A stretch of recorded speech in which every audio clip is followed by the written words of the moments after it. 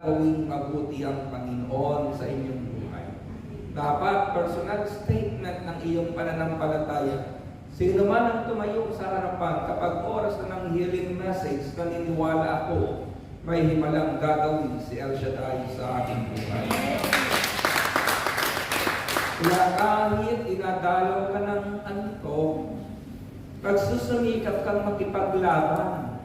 Amen. Magsusumikap kang pakinggan ang salita ng Diyos kasi may statement ka, may pinangahawakan ka, may pinaninindigan ka. At ang katotohanan sa buhay pananampalataya, kapag pinanindigan po natin ang Diyos, anumang sitwasyon, paninindigan tayo ng Panginoon. Amen. Anumang problema ang darating sa iyo, tatayuan ka ng Panginoon. Kaya minsan pakiramdam mo, wala nang pag-asa, pero hindi ka nalalaglag. Hindi ka umahandusay. May Diyos na nagtatayo sa iyo, nagbibigay ng katatagan, at maya-maya lilingunin mo na lang ang pinagdaanan mong kalungkutan ng buhay dahil inihatid ka ng Panginoon sa tagumpay na iyong ginagawa.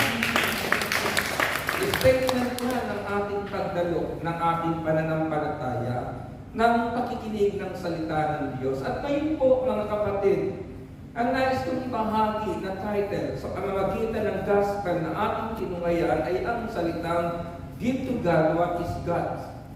Ibigay sa Diyos ang sa Diyos. Ibigay mo sa Diyos ang para sa Diyos. Dito po sa gospel na ating tinunghayan, nagsangit dito ang mga Pariseo at ang mga tauhan ni Herodes.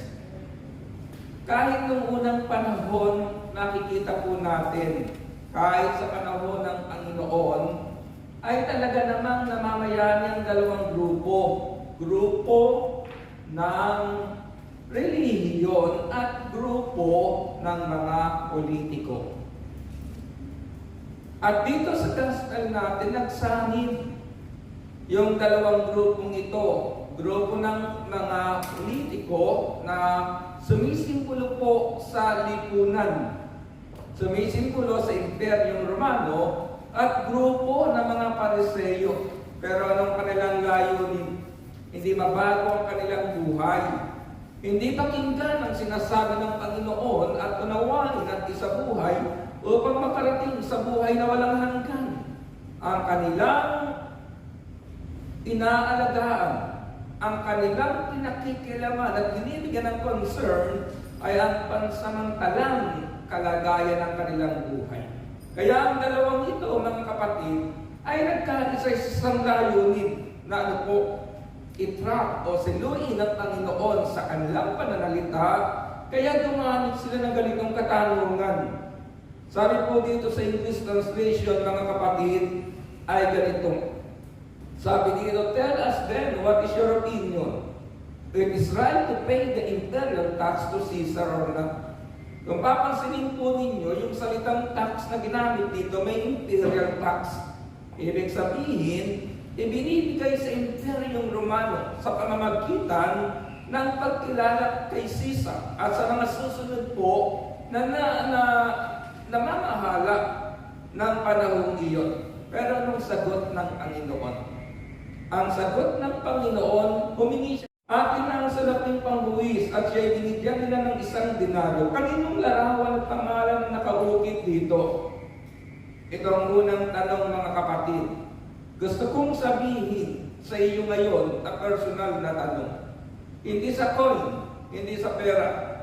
Kaninong larawan ang nakaukit sa iyong puso?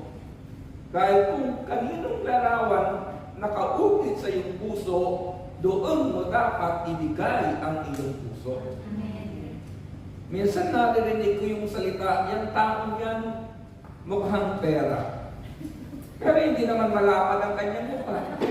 Pwede rin naman mukha siyang coins kasi pabilog. Pero dapat hindi ganun, mga kapatid. Hindi tayo dapat magmukhang salapi, dapat magmukha tayong anak ng Diyos.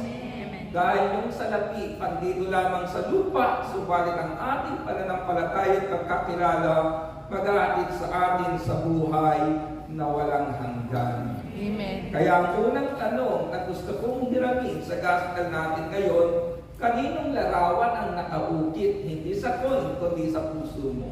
At kapag sinabi mo na nakaukit sa puso mo ay larawan ng Diyos, dapat kung sino o ano ang nakaukit, doon nakaalay ang iyong puso o buhay. Ang sagot po dito ay ganito. Sa Caesar po tugon nila at sinabi niya sa kanila, kung gayon, ibigay niyo sa Caesar ang sa Caesar at sa Diyos ang sa Diyos. Pag-usapan natin ito, mga kapatid sa Panginoon. Ibigay ninyo sa Caesar ang sa Caesar. Sabi dito po, render to Caesar, ibigay kay Caesar. Ang gustong sabihin po ng verse na ito, na tinutukoy ng Panginoon, honoring government for the sake of honoring God. Igalang natin ang lipunang ating kinalalagyan, ang gobyernong ating kinalalagyan, na ang kahulugan nito'y paggalang natin sa Diyos na nagpahintulot na ilagay tayo sa lipunang iyan. Igalang natin, mga kapatid. Kami, as a preacher, mga kaibigan ko, kapag dumarating po yung panahon ng eleksyon, minsan, hindi kami magkakatugma, magkakaagapay ng kandidatong gusto namin. Kaya lang ako as a preacher, hindi po ako tumatayo sa pulpito na nag-aalok ng kandidato. Kasi alam ko, nang iaalok ko, maaaring hanggang 6 na taon lang ang itatagal at mapapalitan siya. Pero ang gusto kong ialok, yung habang buhay na maghahatid sa atin sa matagumpay na buhay. Pero personal, bilang tao, preacher, kailangan mong bumoto kasi karapatan natin yan. At yan ang pagkakataong maipakita mong mahal mo ang iyong bayan na ibinigay sa iyo ng Diyos at inilagay ka dyan ng Panginoon sa pamamagitan ng pagsunod sa batas ng lipunang iyong kinalalagyan. At ano ang batas ng kapatid, kailangan mong bumoto. Kaming mga preacher, magkakaibigan, wala po kaming influensyahan ng pagboto. Pag sinabi ni ganyan na ikaw ang gusto ko at opposite sa gusto ko, maaaring yung mga iboboto namin hindi magkaugma, pero hindi nagkakalayo ang aming mga puso sa isang layunin, mabuhay sa pananampalataya. Amen. Kaya pagkatapos ng eleksyon, kung sino man ang nanalo sa amin na kandidato nila, ito pa ang aming sinasabi, pre, nanalo ang kandidato mo, magpakain ka na. Alam niyo po kung bakit, mga kapatid?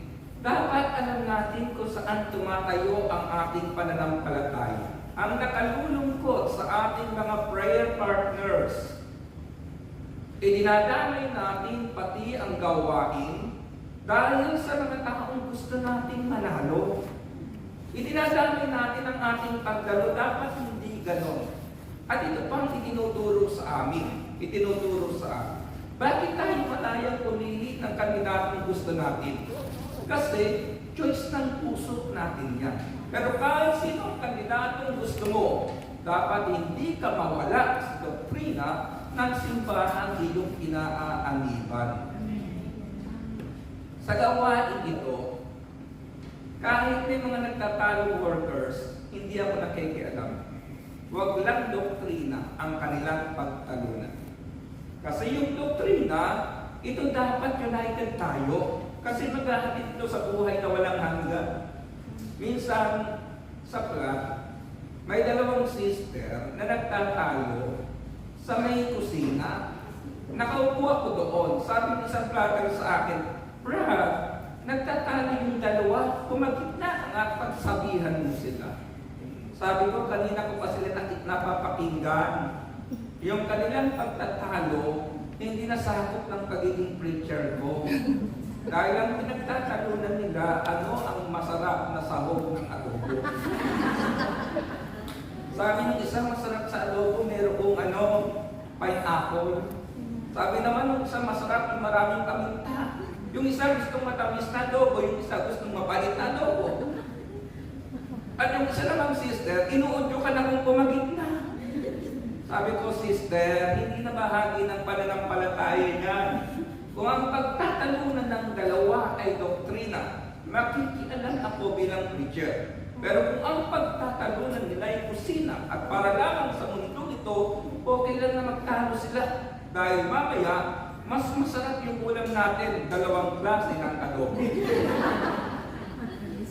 Nakukuha niyo mga kapatid? Amen. Kaya minsan may mga pagkatalang workers na pakiramdam na tahimik lang ang preacher.